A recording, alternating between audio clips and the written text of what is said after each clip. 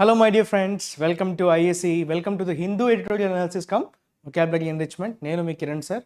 So 22nd సెప్టెంబర్కి సంబంధించినటువంటి కంటెంట్ని ఈరోజు క్యూరేట్ చేసి మీ ముందుకు తీసుకురావడం జరిగింది. సో ఈరోజు కొత్త విషయాలు పేపర్లో వచ్చినటువంటి ఎడిటోరియల్ అలానే వొకాబులరీని నేర్చుకునే ప్రయత్నం చేద్దాం. సో ఈరోజు మనం ఒకసారి డిస్కస్ చేయబోయే అంశాలని చూద్దామా. Revision vocabulary, root word, PYQ, editorial and vocabulary. So త్వరగా ఈరోజు సెషన్ మనం మొదలు పెట్టేద్దాం. So will start the session with root. So root word ఏమంటున్నాడో చూద్దాం. ఓకే, సో చూసారా వర్డ్స్ ఇక్కడ మీకు బాగా పరిచయం ఉన్న వర్డ్సే.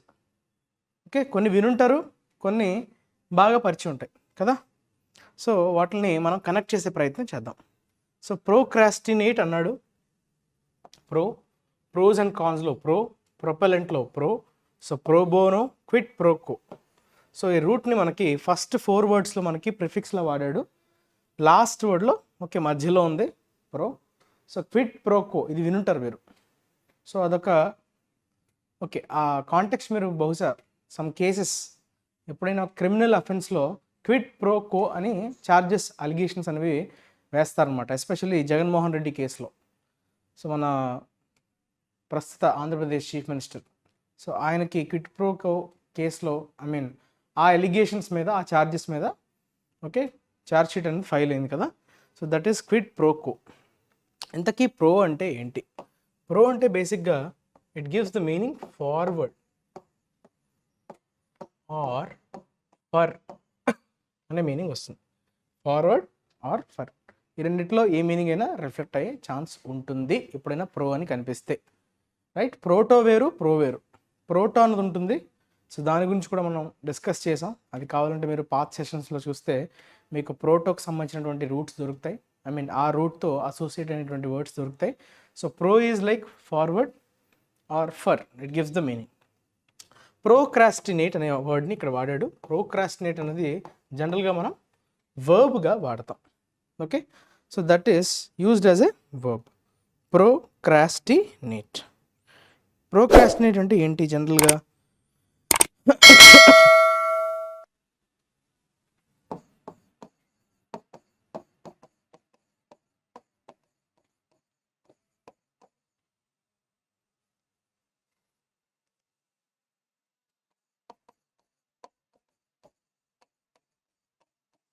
Okay, put off or forward into tomorrow. Forward into tomorrow. Forward into tomorrow అంటే అర్థం ఏంటమ్మా? సో జనరల్గా మీరు ఏం చేస్తున్నట్టు, పోస్ట్ పోన్ చేస్తున్నట్టు అనే మీనింగ్ వస్తుందా, రావట్లేదా? సో ప్రోక్రాస్టినేట్ చేస్తున్నారంటే ఫార్వర్డ్ అంటే మీరు చేయాల్సిన డేట్ కన్నా ఓకే దాటి చేయటం. టుమారో అంటే రేపు, ఈరోజు చేయాల్సిన పని వాయిదా వేయటం. వాయిదా అంటే ఏంటి? ప్రోక్రాస్టినేట్ అని మనం అంటుంటాం. జనరల్గా మనకి ఎలా తెలుసు ఆ పదం? ఓకే, సో పుట్ ఆఫ్ అనే ఫ్రేజల్ వర్బ్ని వాడతాం. పుట్ ఆఫ్ అంటే జనరల్గా మనకు తెలిసిన వర్డ్ ఏంటి? Post phone. పోస్ట్ పోన్ అనేది మనకు జనరల్గా తెలిసిన పదం. దానికి ఈక్వివలెంట్ వర్డే ప్రోక్రాస్టినేట్. సో ప్రోక్రాస్టినేట్ అన్నా పోస్ట్ పోన్మెంట్ అన్నా same. So put off is the phrasal verb associated with postponement. Right, next pros and cons. Pros అంటే for and against. That is nothing but your pros and cons. Pros అంటే for అనే meaning వస్తుంది. Okay, cons అంటే against అండి. What are the pros and cons అంటే positives ఏంటి, negatives ఏంటి. Pro అంటే ఫర్ అంటే సపోర్ట్ చేస్తున్నట్టుగా, అగెయిన్స్ట్ అంటే ఆపోజిట్ కదా. ప్రోస్ అండ్ కాన్స్ మన అందరికీ బాగా తెలుసు. Advantages, disadvantages. సో దాన్ని సమర్థించేవి, దానికి అనుకూలించేవి, దానికి అనుకూలించనివి. సో ఆ విధంగా మనం ప్రోస్ అండ్ కాన్స్ని వాడతాం. అలానే ప్రొపెలెంట్. ప్రొపెల్ వర్బ్ అమ్మ, PROPEL, propel is your verb. So propellant. So propellant అనేది ఒక నౌన్గా మనం జనరల్గా వాడతాం. సో ప్రొపెలెంట్ అంటే ఫ్యూయల్ అది కదా. Fuel which moves a vehicle forward. So ఒక వెహికల్ని ముందుకు నడిపించడానికి ఉపయోగపడే ఇంధనం, ఆ ఫ్యూయల్ని మనం ఏమంటాం జనరల్గా? సో ప్రొపెలెంట్ అంటాం. Which helps the vehicle move forward. So చూసారా అక్కడ ఫార్వర్డ్ అనే మీనింగ్ రిఫ్లెక్ట్ అయిందా లేదా? So fuel which moves the vehicle forward is nothing but your propellant. అలానే ప్రో బోనో, ఇది కొంచెం ఓకే, దీన్ని ఏమంటాం అంటే ఫారెన్ ఎక్స్ప్రెషన్ అనొచ్చు. Pro Bono. బోన్ అంటే ఏంటి? అంతకుముందు మనం డిస్కస్ చేసేటప్పుడు చెప్పుకున్నాం, గుడ్ అని చెప్పుకున్నాం. బాన్, బెన్ కానీ బాన్ అని కానీ కనిపిస్తే so it reflects the meaning good. So pro Bono అంటే ఏంటి? For the common good. For the common good కాదు, అది good. Good, జీవోడి good. So pro Bono అంటే for the common good. For అలానే క్విడ్ ప్రో కో. సో క్విడ్ ప్రో కో కూడా కొంచెం ఈ term ఎప్పుడు వాడతారంటే దిస్ ఫర్ దట్ అంటారు. దిస్ ఫర్ దట్ అంటే ఏంటి సార్? మీరు ఏదో కొంచెం ఓకే దానికి ఎగ్జాక్ట్ మీనింగ్ చెప్పాను. ఓకే, దిస్ ఫర్ దట్ అంటే నాకు ఇది చేస్తే నేను నీకు ఏం చేస్తా. So what ever things you do for me, దానికి ఫేవర్గా నేను మీకు ఏం చేస్తాను. So this for that. So you do something for me, I will do something for you. So దానికి ఆ ఈక్వేషన్ని మనం క్విడ్ ప్రో కో అంటాం. సో ఆ కేసు మీద జగన్మోహన్ రెడ్డి మీద ఛార్జెస్ ఫ్రేమ్ చేయబడ్డాయి. సో ఇది కూడా ఒక ఫారెన్ ఎక్స్ప్రెషనే, క్విడ్ ప్రో కో అని అంటుంటారు. So it means this for that. So ఇది చేసేటప్పుడు మీరు దానికి బదులుగా ఏం చేస్తున్నారు. ఓకే, మీరు నాకు ఇన్ని నాకు ఈ ప్రాజెక్ట్లో మీకు క్లియరెన్సెస్ ఇస్తా. కొల్యూషన్ అంటారు చూసారా, COLLUSION, ఈ పదం చాలా ఇంపార్టెంట్. కొల్యూషన్ అంటే ఏంటి? వాళ్ళతో మనం కుమ్మక్క అవ్వడం, బిజినెస్ పీపుల్తో కుమ్మక్క అయిపోయి వాళ్ళు కొన్ని క్లియరెన్సెస్ ఇస్తే వాళ్ళు కొంత మనీ, ఇంత మనీ మేము మీకు ఇస్తాం, ఫండింగ్ చేస్తాం అని చెప్తే వాళ్ళకి కొన్ని ఫేవర్స్ చేయడం. సో వాళ్ళు వీళ్ళకి హెల్ప్ చేయడం వల్ల వీళ్ళకి మనీ రూపంలో దాన్ని బెనిఫిట్ని ఇవ్వడం. సో దట్ ఈస్ కొల్యూషన్ కదా. సో ఇది క్విడ్ ప్రో కో అని టెక్నికల్గా అంటాం. So that is all about today's root pro. Next we will discuss the revision. ఇవన్నీ ఒక నోట్స్లో మెయింటైన్ చేయడం అమ్మా, జస్ట్ వినడం కాదు, నోట్స్ మెయింటైన్ చేసుకోవడం వల్ల మీకు ఎండ్ ఆఫ్ ద టైం ఒకేసారి మీకు అన్నీ రివిజన్ చేసుకోవడానికి ఒక అల్టిమేట్గా మీ దగ్గర ఒక బుక్ ఉండాలి. సో ఎగ్జామ్కి వెళ్ళే ముందు అన్ని వీడియోస్ చూడడానికి టైం ఉండదు కదా. సో అప్పుడు మీరు ఏం చేయాలి? So you need to revise that whole book. Okay, weekly revision అని, ఓకే, బై వీక్లీ అని, మంత్లీ అని. సో అట్లా మీరు రివిజన్స్ అన్నవి కంటిన్యూ చేస్తూ ఉండాలి డైలీతో పాటు. సో రివిజన్ ఏంటో చూద్దాం. నిన్న మనం డిస్కస్ చేసిన వర్డ్స్నే ఒక్కసారి రివైజ్ చేసే ప్రయత్నం చేద్దాం.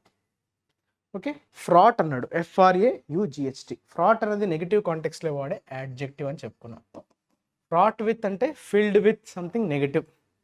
ఓకే, సో అలానే మనం అప్సెట్ అని కూడా అంటాం. ఫ్రాట్ని మనం అప్సెట్ అని కూడా అంటాం. అప్సెట్కి దగ్గరగా ఉన్న వర్డ్ చూడండి,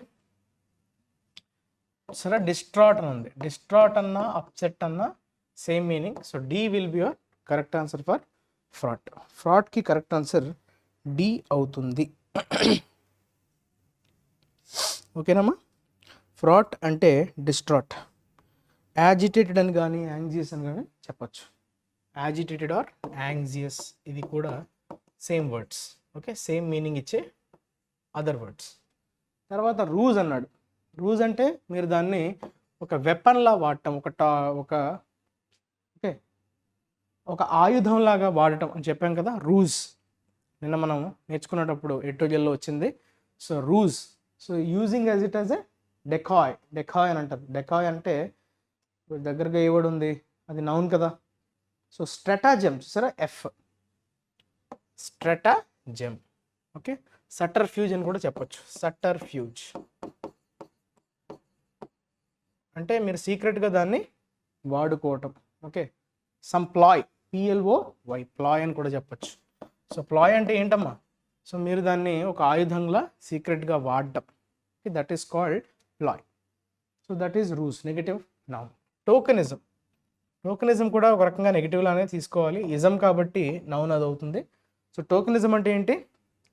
జస్ట్ నామకే వాస్తే అని అనుకున్నాం నిన్న, for the name sake. Just token అంటే ఏంటి? ఫేస్ జస్ట్ కనిపిస్తుంటుంది కానీ లోపల అంతా డొల్లా, nothing will be there. So only బయటికి కనిపించేదాన్ని మనం టోకెన్ అంటాం. సో టోకెనిజం అంటే అగైన్ హిపోక్రసీ అనే మీనింగ్ కిందకి వస్తుంది. Okay, hypocrisy. ఎంటీ ఆర్ డూప్లిసిటీ అని కూడా చెప్పచ్చు. హాలో ఎంటీ డూప్లిసిటీ అంత డొల్ల కదా ఈ. సో బయటికి మాత్రం డాంబికంగా చెప్పుకుంటారు, లోపల మాత్రం అంతా డొల్లతనమే. That is called hypocrisy. Exaggeration అని కూడా చెప్పచ్చు. So that is about your tokenism. తర్వాత ఇంబైబ్ అనేది దేన్నైనా డ్రింక్ చేయడం అనే మీనింగ్ వస్తుంది. డ్రింక్ అంటే ఏంటి, అది జనరల్ మీనింగ్. ఓకే, కాంటెక్చువల్గా ఇంబైబ్ని మనం అబ్జార్బ్ అనే మీనింగ్తో వాడతాం. అబ్జార్బ్కి దగ్గరగా ఉండే వర్బ్ ఏది? So you are imbibing on అంటే ఈ మనం ఏ కాంటెక్స్లో నేర్చుకున్నామంటే ఇంబైబ్ అనే పదం ఎస్పెషల్లీ గ్రాస్ రూట్స్ లెవెల్స్లో, పంచాయతీరాజ్ ఇన్స్టిట్యూషన్స్లో 50% పైగా విమెన్ రిప్రజెంటేషన్ ఉందన్నట్టుగా మనం నిన్న నేర్చుకోవడం జరిగింది. సో వాళ్ళు ఎట్లా ఓవర్కమ్ చేస్తున్నారు హడ్డిల్స్ని, ఈ పేట్రియార్కల్ సొసైటీ నుంచి వాళ్ళు ఎలా అధిగమించారో ఆ పాఠాలని మనం నేర్చుకొని వాటిని మనం ఇందులో అంటే మన మెయిన్ స్ట్రీమ్ లైఫ్లో లోక్సభ అలానే ఈ అసెంబ్లీస్లో సో ప్రాతినిధ్యం ఏదైతే ఉందో మహిళల యొక్క ప్రాతినిధ్యం, వారి రిప్రజెంటేషన్, సో దానికి అనుగుణంగా ఈ 50% వరకు ఏదైతే గ్రామాల్లో మనకి కనిపిస్తుందో విమెన్ పార్టిసిపేషన్ అనేది, సో అది మనం అడాప్ట్ చేసుకోవాలి, ఇంబైబ్ చేసుకోవాలి అంటే ఎస్సిమ్యులేట్ చేసుకోవాలి, అబ్జార్బ్ చేసుకోవాలి. సరే, అబ్జార్బ్ అన్నా ఎస్సిమ్యులేట్ అన్నా డైజెస్ట్ చేసుకోవడం, అర్థం చేసుకోవడం, ఆకళింపు అంటాం తెలుగులో. ఎగ్జాక్ట్గా చెప్పాలంటే ఆకళింపు చేసుకోవటం అని అంటారు. ఆకళింపు చేసుకోవడం అంటే దాన్ని క్లియర్గా మనం అర్థం చేసుకొని మనం కూడా అడాప్ట్ చేసుకోవటం.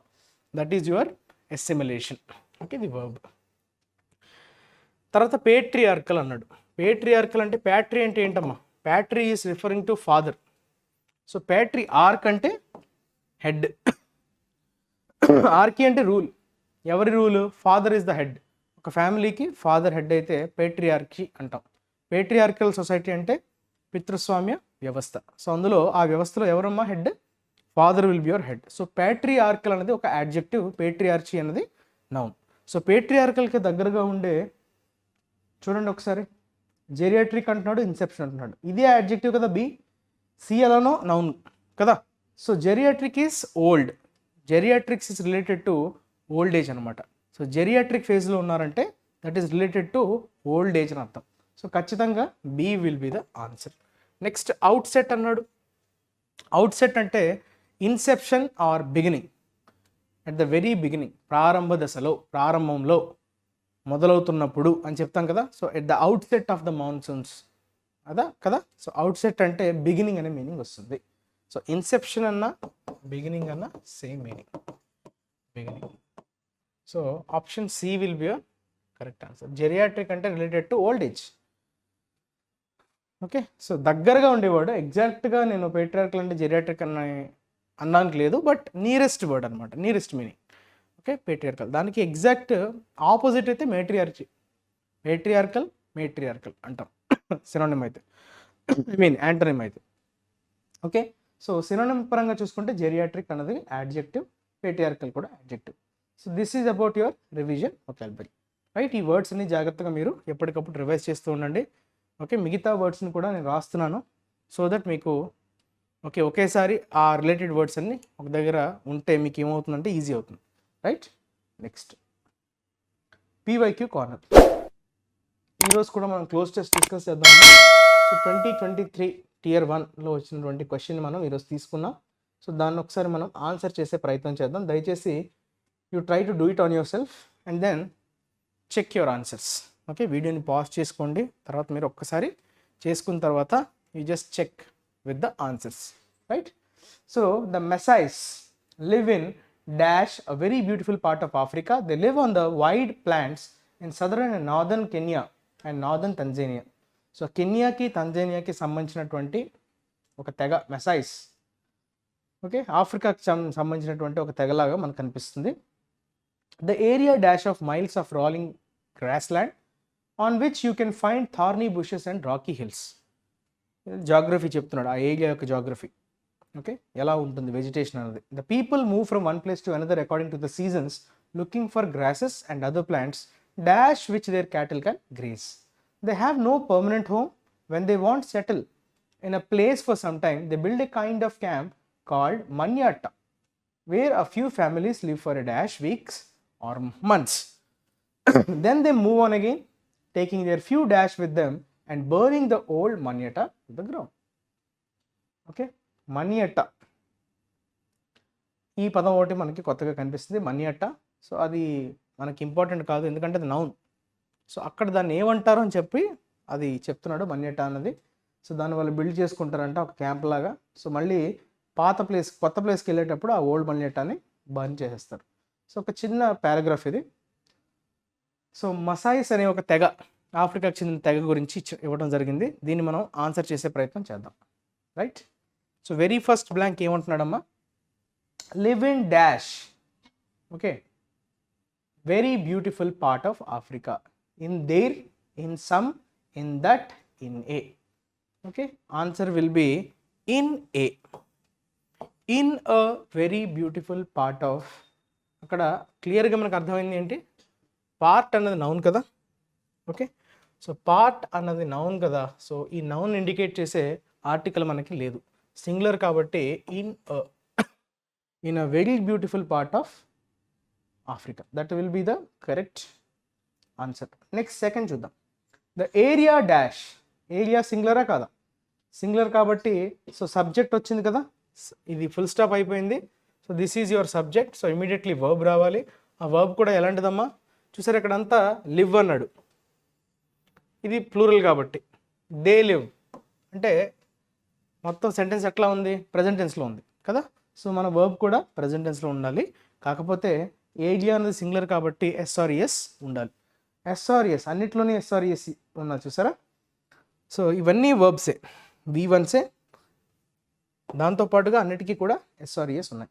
So the area dash of miles of, okay, measures, surrounds, considers అన్నీ మనకి ఎస్ ఫామ్లు ఇచ్చాడు, అన్నీ కూడా వర్బ్సే. ఇప్పుడు ఎట్లా సార్ ఎలిమినేట్ చేయడం అంటే, మనకి ఇక్కడ క్లూ ఏంటమ్మా, ఆఫ్ అనే ప్రిపోజిషన్. ఈ preposition will decide your correct word.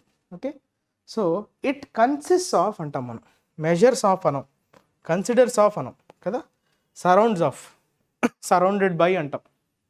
Okay, it surrounds అని చెప్పేసి డైరెక్ట్గా వచ్చేస్తుంది. ఇట్ ఈజ్ సరౌండెడ్ బై అంటే మళ్ళీ అది ప్యాసివ్ వాయిస్ అవుతుంది.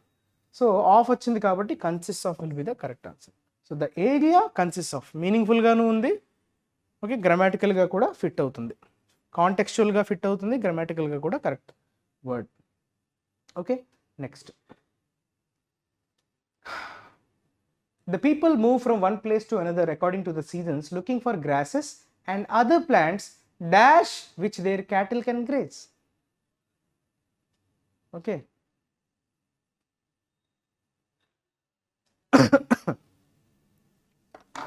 ఇక్కడ మనకేంటి మిస్ అయిందమ్మా, ప్రిపోజిషన్ మిస్ అయింది. So looking for grasses and other plants on which their cattle can graze, with which their cattle can graze, at which. చూసారా, ఇక్కడ మనం ఈజీగా ఎలిమినేట్ చేయొచ్చు రెండు. ఓకే, ఎట్ విచ్ కాదు, ఆప్షన్ డి సౌండ్స్ రాంగ్. మీకు రాంగ్గా సౌండ్ అనిపించాలి, వినడానికే చాలా ఇబ్బందిగా అనిపిస్తుంది. At which the cattle can graze, అలానే by which their cattle can graze. Their అంటే ఇక్కడ ఎవరికి సంబంధించిందమ్మా, ఈ మసాయిస్ అనే తెగకి సంబంధించినటువంటి cattle. Okay, so with or on, ఇదే మనకి క్వశ్చన్ ఇప్పుడు. That is your challenge. So answer with ఆనా అనేది మనకి క్వశ్చన్ అనమాట. ఓకే, సో జనరల్గా మనకి ఎప్పుడైనా గ్రేజ్ అని వచ్చేటప్పుడు ఆన్ అనే prepositions. Okay, grasses and other plants on which their cattle can graze. Okay, on అనే ప్రిపోజిషన్ మనం జనరల్గా వాడతాం, అది ఫిక్స్డ్ ప్రిపోజిషన్. సో ఎప్పుడైనా గ్రాస్ మీద కానీ ప్లాంట్స్ మీద కానీ గ్రేస్ చేస్తున్నారు అనే కాంటెక్స్ట్లో we use the preposition on. ఇది మీకు చాలా ఇంపార్టెంట్. ఆన్ విచ్ అనాలి, వినేటప్పుడు కూడా మనకు అది కరెక్ట్లా అనిపిస్తుంది. అంటే if you have good reading skills, so you can easily, prepositions అన్నది చాలా సెన్సిటివ్ అమ్మ. అదేంటంటే మీకు రీడింగ్ స్కిల్స్ బాగా ఉంటే మీకు వెంటనే మిగతా ఆప్షన్స్ అన్నీ రాంగ్గా అనిపిస్తాయి, ఇది ఎందుకో కరెక్ట్గా అనిపిస్తుంది. మీకు రీజన్ ఎక్స్ప్లెయిన్ చేయలేరు కానీ you can mark your answer. So ఇక్కడ కూడా అదే జరిగింది. Other plants on which their cattle can graze will be your correct answer. Fourth question చూద్దాం. So when they want settle in a place for some time they build a kind of camp, ఒక క్యాంప్ని వాళ్ళు నిర్మించుకుంటారంట, దాన్ని మన్యట అంటారు. Where a few families live for a dash. అన్నాడు, weeks అన్నాడు, అంటే ప్లూరల్, ఇది ప్లూరల్ కదా వీక్స్. ఓకే, మరి సింగులర్ ఏ పెట్టాడు అంటే అర్థం ఏంటి, సమ్ అనే మీనింగ్ రావాలి. సమ్ అంటే ఏంటి, ఏ ఫ్యూ అంటాం. కౌంటబుల్ కదా, వీక్స్ అన్న మంత్స్ అన్న కౌంటబుల్ కాబట్టి a significant, a little, a least. Okay, superlative degree, least వాడకూడదు, ద లీస్ట్ అంటాం కానీ అ లీస్ట్ అన్నాం. సో ఏ ఆప్షన్ కాదు. ఓకే, సమ్ అనే మీనింగ్ రావాలి. లిటిల్ అంటే ఏమాత్రం లేకపోవడం, సో ఇది కాదు. A few, so option C will be your correct answer. ఇక్కడ యాడ్జెక్టివ్ అనేది మనకి మిస్ అయినట్టుగా క్లియర్గా కనిపిస్తుంది. ఓకే, ఫ్యూ, ఆ ఫ్యూ వాడతాం మనం, అంటే సమ్ అని కదా.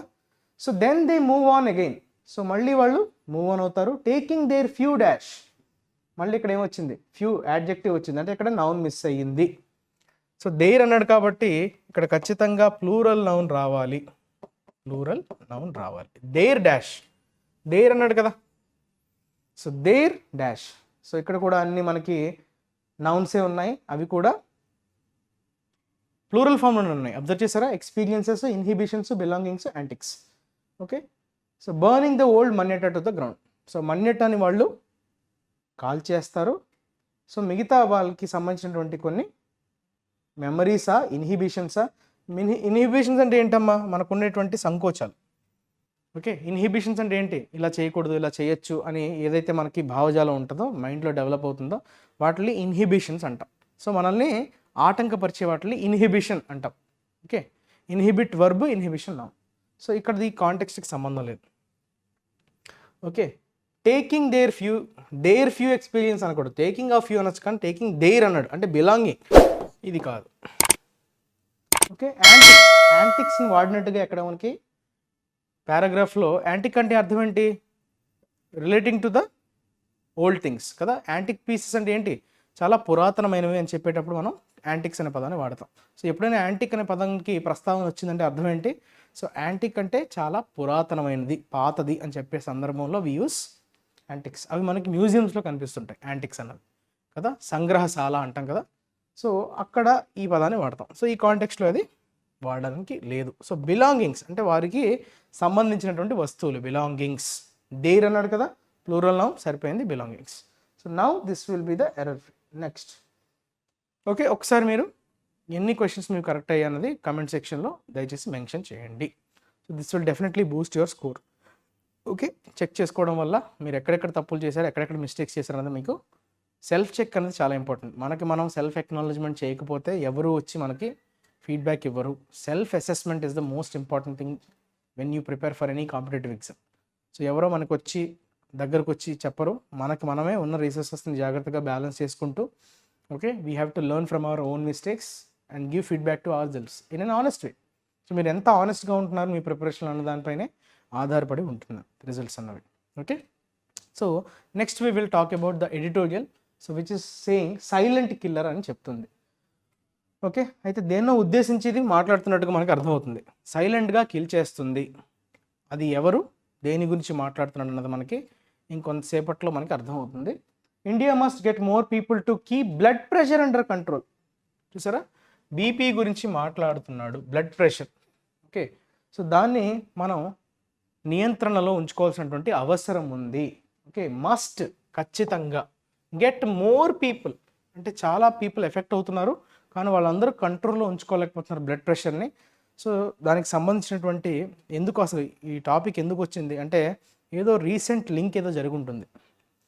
సో ఏదో ఒక డెవలప్మెంట్ని బేస్ చేసుకునే మనకి ఎడిటోరియల్ ఉంటుంది కాబట్టి, సో ఏదో ఒక లేటెస్ట్ డెవలప్మెంట్తో లింక్ అయి ఉన్నట్టుగా మనకు అర్థమవుతుంది. సో ఒకసారి మనం కంప్లీట్గా ప్యాసేజ్ని చూసే ప్రయత్నం చేద్దాం. రైట్, ఓకే, చూడండి అమ్మా. సో దీన్ని ఒకసారి చదివే ప్రయత్నం చేయండి, చదివాక మనం ఒకసారి డిస్కస్ చేసుకుంటే. సో ఇది చాలా నార్మల్, ఈరోజు పెద్దగా కొత్తగా వర్డ్స్ నేర్చుకునేంత ఇదిగా ఏం లేదు. ఓకే, ఎక్కడెక్కడైతే అవసరమైతే అవి మనం నేర్చుకుంటూ వెళ్ళిపోదాం, అన్ని facts based. Okay, globally hyper tension effects 1 in 3 individuals and 4 out of 5 do not have it adequately controlled according to the first World Health Organization report on hypertension released on September 19th. September 19th release చేసింది ఎవరమ్మా? WHO, world health organisation. అది కూడా దాని first report అంట. అంటే ఈ first report అంటే అంతకుముందు రిపోర్ట్స్ లేవా సార్ అంటే ఉన్నాయి, కాబట్టి ఈ హైపర్ టెన్షన్కి సంబంధించినటువంటి రిపోర్ట్ అయితే ఇదే ఫస్ట్ టైం అంట. ఓకే, అది సెప్టెంబర్ 19న రిలీజ్ చేయడం జరిగింది WHO, world health organisation. So globally hypertension effects. Globally అంటే ఇంకా కంప్లీట్గా ప్రపంచం మొత్తాన్ని హైపర్ టెన్షన్ అనేది బాగా ఎఫెక్ట్ చేస్తుంది. అయితే ప్రతి ముగ్గురులో ఒకరికి ఖచ్చితంగా హైపర్ టెన్షన్ అనేది అటాక్ అవుతుంది. అలానే ప్రతి 5గురిలో 4 దాన్ని సరిగ్గా కంట్రోల్ చేసుకోలేకపోతున్నారు. Do not have it adequately control. So ప్రపంచంలో ప్రతి 3గురిలో ఒకరికైతే హైపర్ టెన్షన్ ఉంటుంది.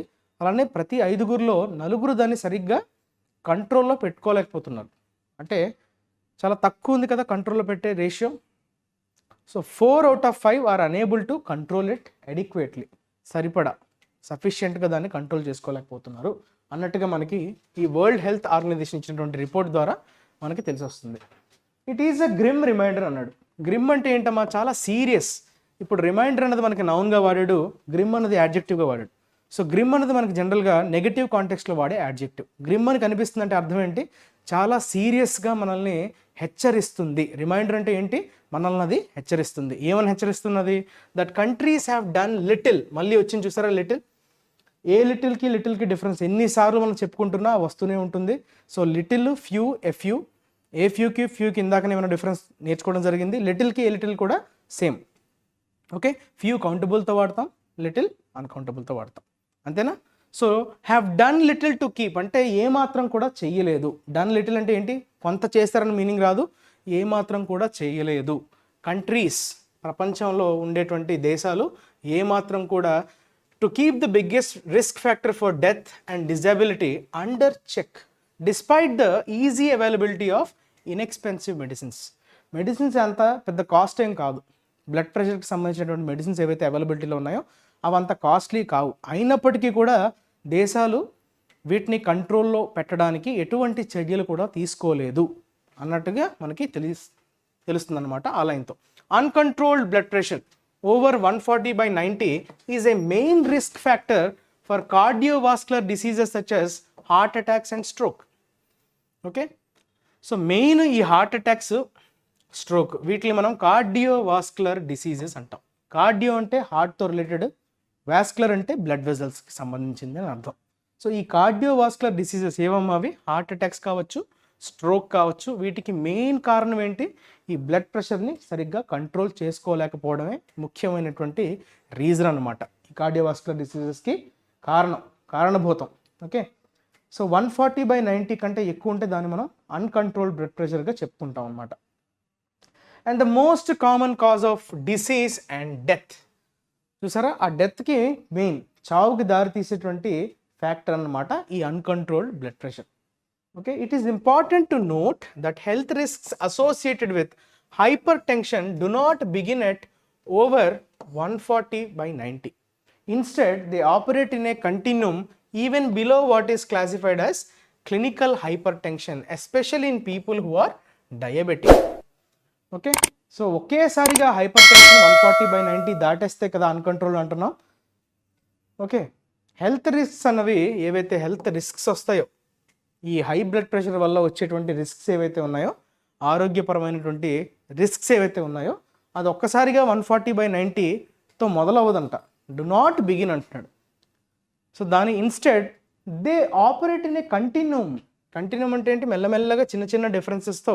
కంటిన్యూమ్ అంటే ఓకే, యాక్చువల్గా సిఐ అక్కడ చూసారా స్పెల్లింగ్ చూడండి, CONTINNNUUM అని ఇచ్చాడు. సో కంటిన్యూమ్ అంటే బేసిక్గా చిన్న చిన్న డిఫరెన్సెస్తో కూడినటువంటి ఓకే సీక్వెన్స్నే మనం ఓకే అంటే చిన్న చిన్న డిఫరెన్సెస్తో మనకి తేడా అనేది కనిపిస్తుంది. సో ఆ తేడాతో వచ్చేటువంటి మార్పులతో కూడినటువంటి సీక్వెన్స్నే మనం కంటిన్యూమ్ అంటాం. So even below what is classified as clinical hyper tension. Clinical hyper టెన్షన్గా పిలువబడేదానికంటే ఇంకా తక్కువతోనే మొదలవుతుంది. అలా అలా అలా చిన్న చిన్న డిఫరెన్సెస్తో పెరుగుతూ వెళ్తుంది. Especially in people who are diabetic or obese and those who consume tobacco and alcohol. ముఖ్యంగా ఎవరికి బాగా ఇది అటాక్ అవుతుందంట? డయాబెటిక్ పేషెంట్స్ కావచ్చు, అలానే ఒబేసిటీతో బాధపడే ఒబేస్ పేషెంట్స్ కావచ్చు, అలానే టొబాకో ఆల్కహాల్ కన్జ్యూమ్ చేసే వాళ్ళకి ఓకే ఇది అటాక్ అవుతుంది. Okay, they operate in a continuum అన్నాడు. Hence reports on hypertension levels in the population underestimate the cumulative risk of high blood pressure. So hypertension levels మీద వచ్చేటువంటి నివేదికలు ఏవైతే ఉన్నాయో పాపులేషన్ ఓకే ప్రస్తుతం ఉన్నటువంటి జనాభా, సో అది బాగా అండర్ ఎస్టిమేట్ చేస్తుంది. ఓకే, ఉండాల్సిన దానికంటే దాన్ని తక్కువ చేసి చూపిస్తుంది. దేన్ని తక్కువ చేసి చూపిస్తుంది? The cumulative risk of high blood pressure. ఒక్కసారిగా ఈ క్యుములేటివ్ అంటే ఒక్కసారిగా దాని వల్ల మల్టిప్లై అయిపోవడం క్యుములేటివ్. ఓకే, క్యుములేటివ్ రిస్క్ అని అంటాం. సో క్యుములేటివ్, సో అన్ని డైరెక్షన్స్లో మనకి ఒకేసారిగా వచ్చేటువంటి రిస్క్ని మనం క్యుములేటివ్ అంటాం ఓవరాల్గా. ఓకే, ఇంక్రీజింగ్ అని చెప్పచ్చు, అక్యుములేటింగ్ అని చెప్పచ్చు, గ్రోయింగ్, స్నోబాలింగ్, ఎక్రూయింగ్ అని చెప్పచ్చు, దాన్ని క్యుములేటివ్ అంటాం. So in the WHO report that relies on 2019 data, 188 million Indian adults aged 30 to 79 years have hypertension. So WHO report ఇప్పుడు ఏదైతే మొన్న సెప్టెంబర్ 19th వచ్చిందో అది ఆ నివేదికని దేని బేసిస్ మీద ఇచ్చిందనమాట, 2019 డేటాకు సంబంధించి. సో అది డిపెండ్ అయింది. సో అది ఇచ్చినటువంటి రిపోర్ట్ ఈ 2019 డేటాకు సంబంధించి ఆ గణాంకాల మీద డిపెండ్ అయ్యి ఉంది. Relies, depends. So 188 million Indian adults అంటే అక్కడ ఏజ్ గ్రూప్ మెన్షన్ చేసేయడం క్లియర్గా 30 to 79 ఇయర్స్ మధ్య ఉన్నటువంటి ఏజ్ గ్రూప్ ఏదైతే ఉందో, సో అందులో ఫిగర్స్ చెప్తున్నాడు. 188 మిలియన్ అంటే దగ్గర దగ్గర 18 కోట్ల మంది, 18.8 crores వాళ్ళకి హైపర్ టెన్షన్ ఉంది, అంటే blood pressure, high blood pressure. Of them the condition has been diagnosed only in 37%, 30% are treated and a meagre 15% of people have hypertension under control. అయితే అందులో కూడా ఈ డిటెక్ట్ అయిన 188 మిలియన్లో కూడా 37% మాత్రమే ఓకే డయాగ్నోజ్ అయింది, has been diagnosed only in 37%. మిగతా 30% ఇదేంటి, వాళ్ళు బాగా ట్రీటెడ్. ఓకే, 30% వాళ్ళు మాత్రమే ట్రీట్ చేశారు, అంటే దాన్ని గుర్తించి దానికి కావాల్సినటువంటి ట్రీట్మెంట్ని తీసుకున్నారు. 15% మిగతా 15% ఏంటి, మీగర్ అంటే చాలా తక్కువ, మీగర్ అమౌంట్ అంటే very small amount, insignificant. So 15% people మాత్రం బ్లడ్ ప్రెషర్ని కంట్రోల్లో పెట్టుకోగలిగారు, under control. Women appear to be marginally better than men in having the condition diagnosed, treated and control. అయితే ఈ స్టడీలో బయటపడ్డ మరొక ఫ్యాక్ట్ ఏంటంటే మహిళలు కొంత బెటర్గా ఉన్నారంట. ఏ విషయంలో?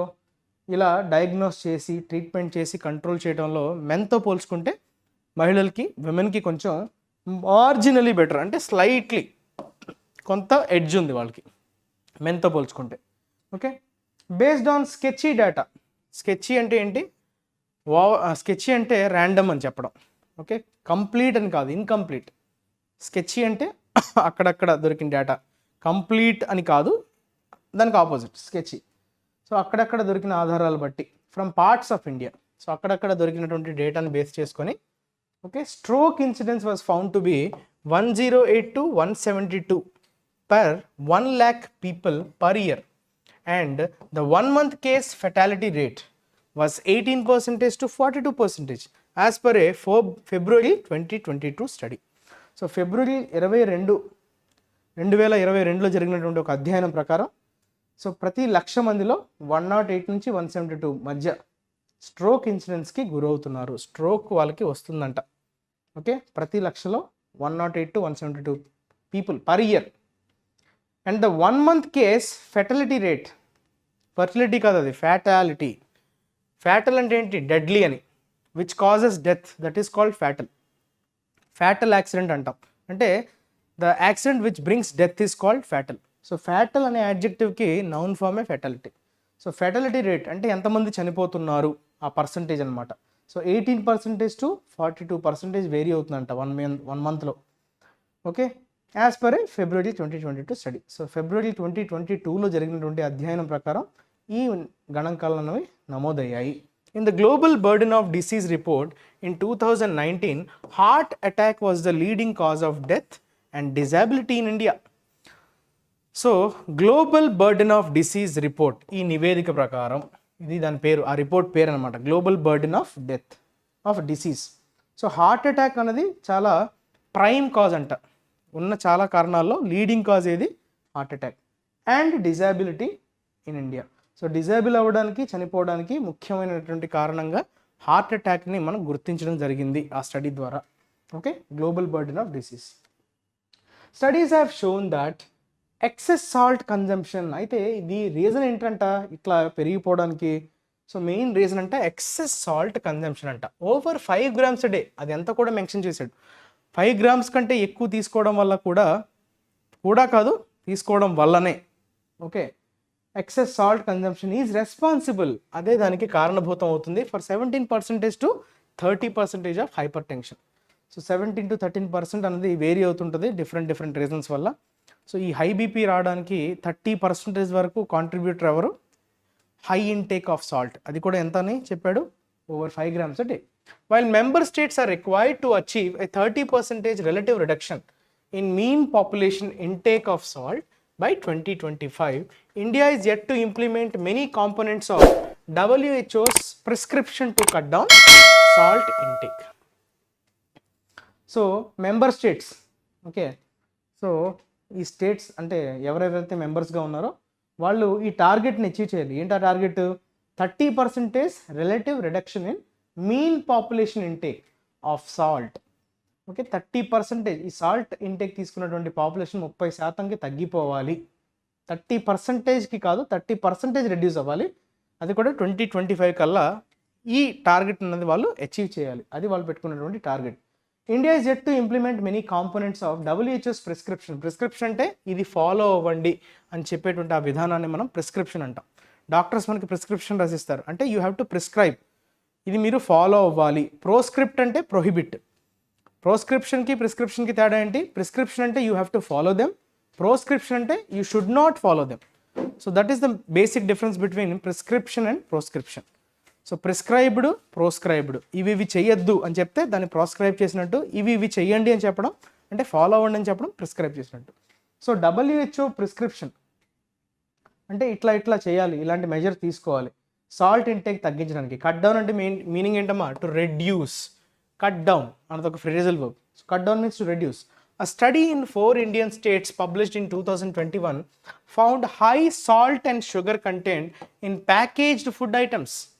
ప్యాకేజ్డ్ ఫుడ్ ఐటమ్స్ అంటే ఏంటి, ఆల్రెడీ ప్రాసెస్ అయిపోయి మనకి ఈ చిప్స్ ప్యాకెట్లు ఉంటాయి కదా, ఆల్రెడీ రెడీమేడ్ ఫుడ్ మనకి దొరికేస్తుంటుంది కదా ప్యాకేజ్డ్ ఫుడ్ రూపంలో, డైరెక్ట్ కన్జ్యూమ్ చేస్తాం.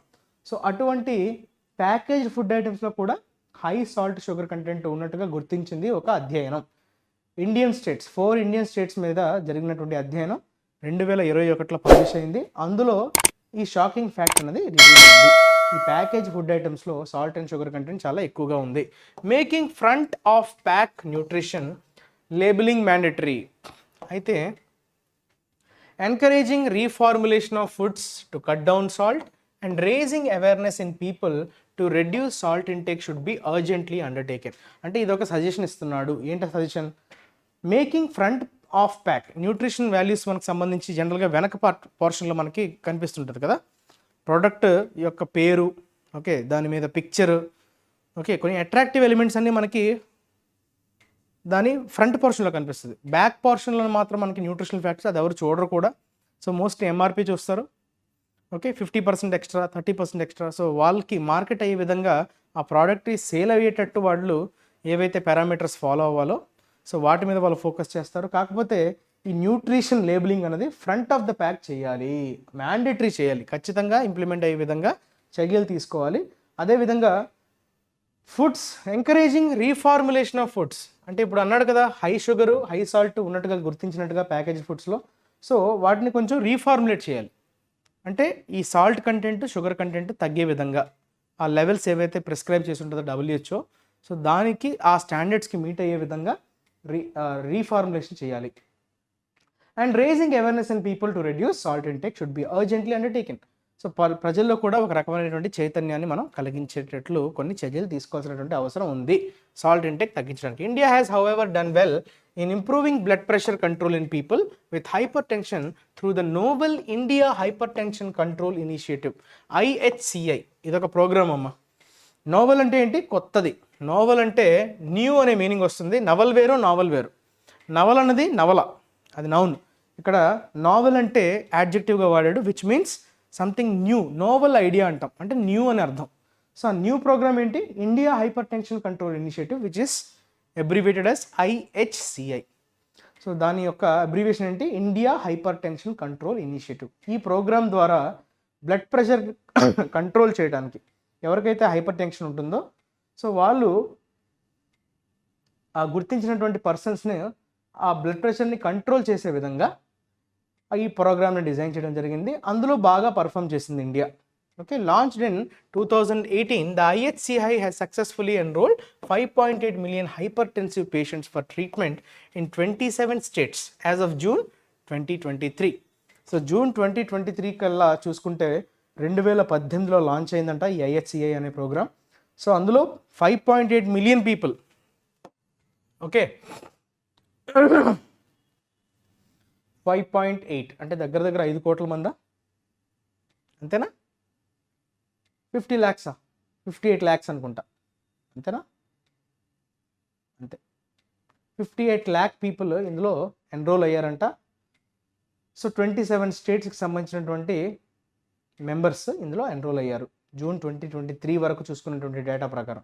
ఓకే, సక్సెస్ఫుల్గా ఎన్రోల్ అయ్యారు హైపర్ టెన్సివ్ పేషెంట్స్. ఎవరికైతే బాగా హై బీపీ ఉందో వాళ్ళందరూ ఇందులోకి ఎన్రోల్ అయ్యారు. Importantly 48% of the patients enrolled at primary health centres and 55% at health wellness centres achieved blood pressure control as of March 2021.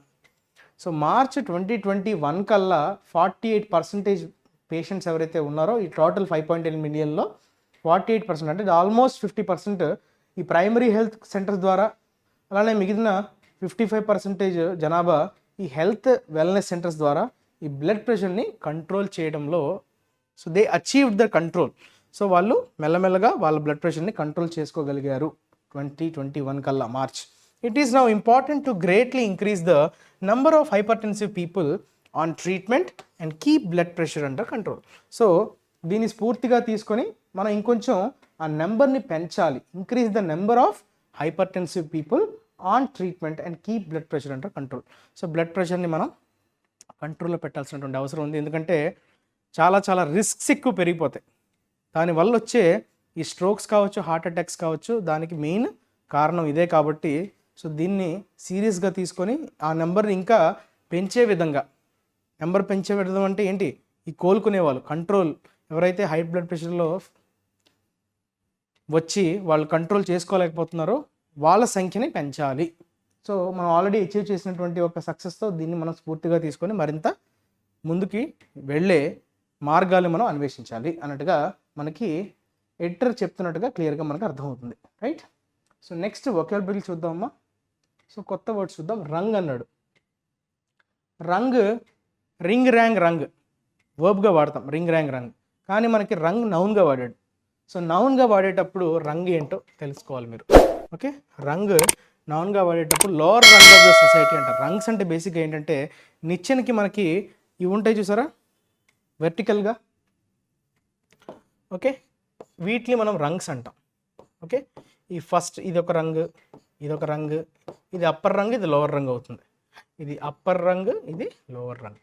So ఆ మధ్య నిచ్చిన ఎక్కడానికి, పైకి ఎక్కడానికి మనకి ఉండేటువంటి స్టిక్స్ ఉంటాయి చూసారా హారిజాంటల్గా, వాటిని మనం రంగ్స్ అంటాం. So lower Rang of the society అంటే లోవర్ సెక్షన్ అని కూడా చెప్పచ్చు. సో డిగ్రీ అని కానీ, లెవెల్ అని కానీ, గ్రేడ్ అని కానీ మనం చెప్పచ్చు. సో గ్రేడ్, లెవెల్, డిగ్రీని సూచించేటప్పుడు మనం రంగ్ అనే పదాన్ని వాడతాం. Okay, community colleges occupy the lower rung of the state's higher education system. So అంటికంటే లోవర్ రంగ్లో ఉంటుంది, అంటే కింద స్థానంలో ఉంటుంది లోవర్ రంగ్. అంటే ఇది ఒక సిస్టంలా తీసుకుంటే లోవర్ రంగ్లో ఈ కమ్యూనిటీ కాలేజెస్ ఆక్యుపై చేస్తున్నాయి అన్నట్టుగా మనకి చెప్తున్నాడు. Any of the short bars that form the steps of a ladder. అదే కదా మనం చెప్పింది, షార్ట్ బార్స్, ల్యాడర్తో ఫామ్ అయ్యేటువంటి ఆ షార్ట్ బార్స్ ఉద్దేశించి మనం రంగ్ అంటాం. ఓకే, సో నెక్స్ట్ హాల్ని మనం వర్బ్గా వాడచ్చు, నౌన్గా కూడా వాడచ్చు. HAUL. హాల్ అంటే ఒక రకంగా it was one of the biggest drug halls. Okay, drug halls అంటే దేన్నైనా మీరు ఇల్లీగల్గా, చాలా ఎక్కువ మొత్తంలో దేన్నైనా మీరు ఇల్లీగల్గా స్వాధీనపరచుకోవడాన్ని మనం we call it as haul. A large amount of something that is illegal or has been stolen. దోచుకోవడం కావచ్చు, లేదంటే ఇల్లీగల్గా మీరు దాన్ని పెద్ద మొత్తంలో, లార్జ్ అమౌంట్, అది ఇంపార్టెంట్. సో ఈ లార్జ్ అమౌంట్ అన్న పదం చాలా ఇంపార్టెంట్. ఓకే, లూట్, ప్లండర్ అని కూడా చెప్పుకోవచ్చు. So it is one of the biggest drug halls police have ever seen in recent years. అంత పెద్ద మొత్తంలో ఇప్పుడు స్మగ్లింగ్, అది something illegal, right? That is called hall. By word అన్నాడు. చూసారా, బైకి వర్డ్కి అక్కడ గ్యాప్ లేదు. బై వర్డ్ ఉంది కంప్లీట్గా ఒక వర్డ్. సో బై వర్డ్ అంటే సినానిమ్ అని చెప్పచ్చు, పర్యాయ పదం అంటాం తెలుగులో. అంటే మీరు దాన్ని తలుచుకుంటే దీన్ని తలుచుకున్నట్టే లెక్క. అంటే ఒక్కసారి మీరు ఎగ్జాంపుల్ చూస్తే క్లియర్గా అర్థమవుతుంది. Their products are by word for good value.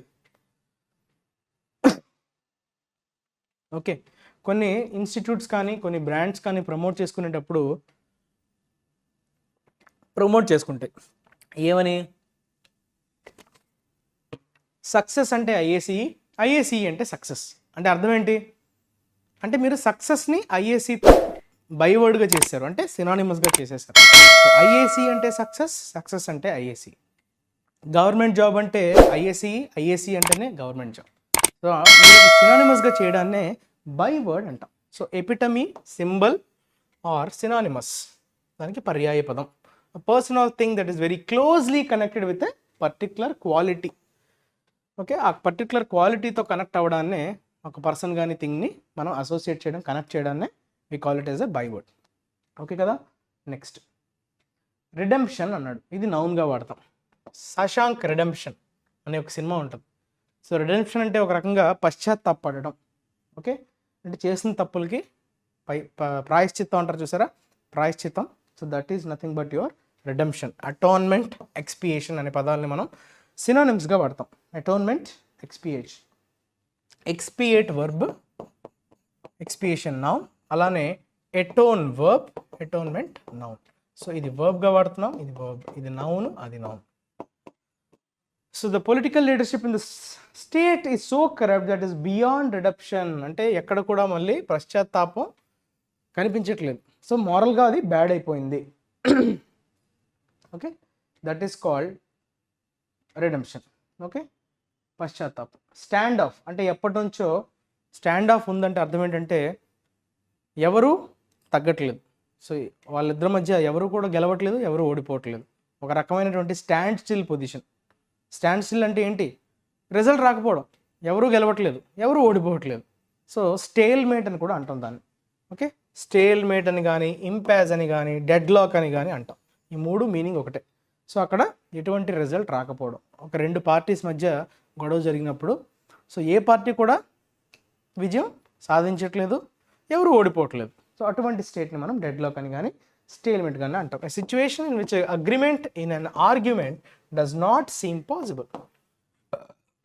An argument does not seem possible. Argument in which an agreement does not seem possible. The 16-year-old standoff was no closer to being resolved. 16 years నుంచి అది resolve కాకుండా అలా ఉండిపోయింది. దాన్నే మనం impasse, deadlock or standoff. Okay, విరుద్ధం, వైరుధ్యం అని చెప్తాం. లోజీ, ఇది నెగటివ్గా వాడే adjective. Lousy is something very bad. నెగిటివ్గా వాడే యాడ్జెక్టివ్ అమ్మ. లోజీ అంటే చాలా పూర్ అని, ఆఫుల్ అని కానీ, లేదంటే నెగిటివ్ కాంటెక్స్ట్లో వాడే యాడ్జెక్టివ్. ఒకసారి దాని యూసేజ్ మీరు గమనిస్తే, ఐ ఫీల్ లూజీ అంటే నేను చాలా బ్యాడ్గా, it's very bad for me, so I'm going home, so ఇంటికి వెళ్ళిపోతున్నాను. So it's very bad. Abysmal, poor, awful, ఈ మూడు కూడా నెగిటివ్ కాంటెక్స్ట్లో వాడే adjective. So these are the synonyms of lousy. Next arrears. Arrears మనం చాలాసార్లు వింటూ ఉంటాం. ఇది ప్లూరల్లో ఉండే వర్డ్, నౌన్, ప్లూరల్ నౌన్ కదా. సో ఏరియర్స్ అంటే ఏంటంటే జనరల్గా బకాయిలు అంటారు. గవర్నమెంట్ ఎప్పటి నుంచో కట్టాల్సినటువంటి అమౌంట్ కట్టకుండా సో డిలే చేసి ఆ అమౌంట్ ఏదైతే ఉండిపోతుందో రెసిడ్యూ అమౌంట్, సో వాటిని మనం బకాయిలు అంటుంటాం తెలుగులో. సో దాన్ని మనం ఎరియర్స్ అంటాం. డ్యూస్ అని కానీ డెట్స్ అని కానీ అంటాం. సో రెంట్ ఎరియర్స్ అంటే ఎప్పటి నుంచో పే చేయాల్సినటువంటి అమౌంట్. సో ఎస్పెషల్లీ గవర్నమెంట్ విషయంలో మనకి ఎక్కువగా కనిపిస్తుంటుంది, right? Arrears, money that is owed and should already have been paid. So ఎప్పుడో పే చేయాల్సిందే, ఇంకా పే చేయకుండా ఉండిన ఆ అమౌంట్ని మనం ఏరియర్స్ అని అంటాం. ఓకే, సో పెండింగ్ అమౌంట్ అన్నట్టుగా చెప్పుకోవచ్చు arrears. Next, okay, arrears. With this we have completed today session అమ్మ. సో ఈరోజు నేర్చుకున్న పదాలన్నింటిలో కొత్తగా మీకు కనిపించినవి, ఇప్పటివరకు చూడనివి, వాటిని మీరు సెంటెన్సెస్ ఫ్రేమ్ చేయండి. అలానే కమెంట్ సెక్షన్లో మీ ఓన్ సెంటెన్సెస్ కూడా ఫ్రేమ్ చేయడానికి మీకు స్కోప్ ఉంది కాబట్టి, so you can use the comment section as your learning tool. So చాలామంది కాంట్రిబ్యూట్ చేయడం వల్ల చాలా తక్కువ టైంలోనే మీరు ఎక్కువ విషయాలు నేర్చుకోవచ్చు. సో బీ యాక్టివ్, యాక్టివ్గా పార్టిసిపేట్ చేయండి, కొత్త విషయాలు తెలుసుకోండి, రివైజ్ చేసుకోండి, వీడియోని లైక్ చేయండి, షేర్ చేయండి, ఛానల్ని సబ్స్క్రైబ్ చేయని వాళ్ళు సబ్స్క్రైబ్ చేసుకోండి. మళ్ళీ రేపు కొత్త విషయాలతో మీ ముందుకు వచ్చేస్తా. అంతవరకు take care, stay tune to IACE. Your Kiran sir signing off.